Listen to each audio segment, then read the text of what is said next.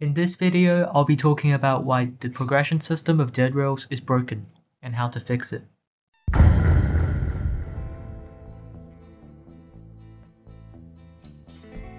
first issue that plagues the progression system of Dead Rails is its inconsistency.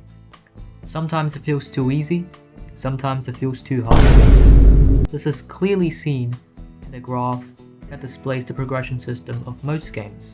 This is a graph that represents the progression system for Dead Rails. As you can see, having a gun greatly decreases the difficulty of the game. This is because out of the 4 enemy types in the game, being zombies, outlaws, werewolves, and vampires, only specific variations of zombies found in structures, and outlaws possess the ability to shoot you back. And outlaws only take 1 or 2 bullets to the head to take down, making them largely neutralized by guns. Additionally, by possessing a range advantage, more threatening enemies such as werewolves or fast zombies also have their pressure completely negated, due to the player being able to sit far away and kill them from a distance. This severely compromises the game's difficulty by making the game's enemies take a sharp downward turn in difficulty as soon as the player gets their hands on any type of gun. Consequently, this also makes melee weapons really ineffective against most enemies. Have you ever tried beating a werewolf to death with a shovel? You know it's impossible. The werewolf can run faster, has too much health, and will easily kill you in a couple of hits. Without a gun, outlaws can now shoot you from afar, making you now look like the idiot as you have to run up to them. Fast zombies are now way more of a threat, as they can hit you even if you're running away while hitting them.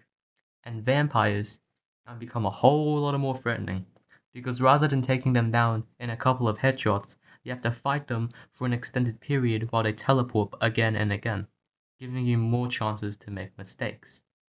The difficulty of the game vastly increases if you don't possess a gun. It increases by too much.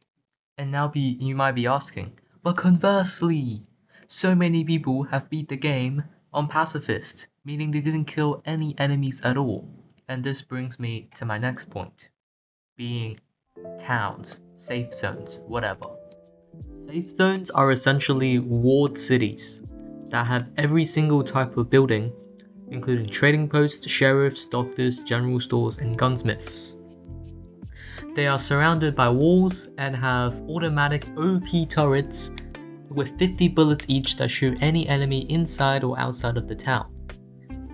Safe zones also spawn once every 10,000 meters, meaning it is very easy to get from one safe zone to the next. And due to the 50 bullets in each turret, making a total of 200 bullets, you can also stay there for a long time. This wouldn't be that much of an issue, as safe zones are important to allow the player to gather their inventory and sort their necessary supplies. The issue begins when you can sell the corpses that the turrets kill for money, meaning by not having to interact with the game, you're gaining free money with no risk to yourself whatsoever. This is why that in every single challenge run of Dead Rails where it is difficult to use a gun, such as pacifists, melee only, or in some cases Pony Express, the best strategy is just to go from settlement to settlement, waiting until night falls and hoping it's a werewolf or vampire night, and collecting the corpses that the guns shoot down and selling them for money. Hence, the gameplay just boils down to get a gun via any means necessary, and once you have a gun, the game becomes extremely easy. This is why early stretches in Dead Rails are way more harder than later stretches, because in the early moments, ammo is scarce, you don't have good guns, and you don't have 9 bottles of snake oil welded onto your train, compared to the latter half, where your weapons and supplies are so plentiful that none of the enemies in the game can even touch you. You never need to stop at any building after say like 50,000 meters because you have infinite fuel, infinite medicine, infinite weapons. Now, the developers did try to somewhat alleviate this issue by making the goods that you can find in the safe zones limited and random, meaning you have to stop at multiple safe zones in order to get, say, coal or metal sheets or whatever. However, this isn't the best solution to the problem because all it means is, okay, cool, you stop at safe zones now. Yay, you stop for 5 seconds, look in the general store, and then you're off. You're off again to the next one if you don't have everything that you already need. In summary, due to the game's enemies being balanced around guns, and the OP turrets providing a lucrative and risk-free way to earn a lot of money, the game starts off really difficult, but then becomes easier as time goes on, which is already unusual.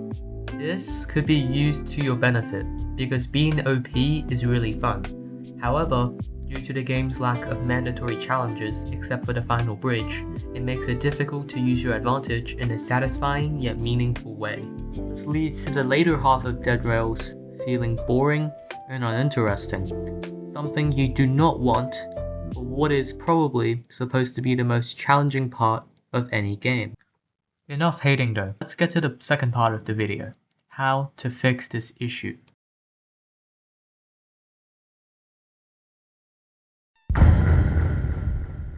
So, we've broken down the problem to the early game feeling too difficult and unfair at times, a general over-reliance on safe zones, and players not needing to interact with the game past 40,000 meters. My first suggestion to fix the early game is to remove the possibility of the first night, spawning werewolves or vampires. This is because these enemies, werewolves in particular, are nigh unbeatable without a gun. By removing these unfair challenges to players in the early game, it stabilizes the early difficulty, leading to better player enjoyment. Secondly, I would further decrease the amount of ammunition that turrets have in the safe zones, so that camping is no longer as viable. This change will make game progression less linear, forcing players to come up with more creative strategies to beat the game. Players attempting challenges will actually have to consider how to approach the challenge, rather than just buying snake oils, turning the bridge lever, and hiding. Lastly, to solve the boredom of the late game, I would add mechanics that would force players to leave the train more often. For example, boulders blocking the rails and need to be destroyed, or the rail being broken in places and needing to be fixed to advance. These obstacles can also have enemies nearby to add further challenge. By adding mandatory obstacles that need to be faced, it ensures that players aren't constantly holding down W, therefore leading to a better game experience. And yeah, that's all I have to say. Make sure to comment down below if you disagree with anything I said, and until next time.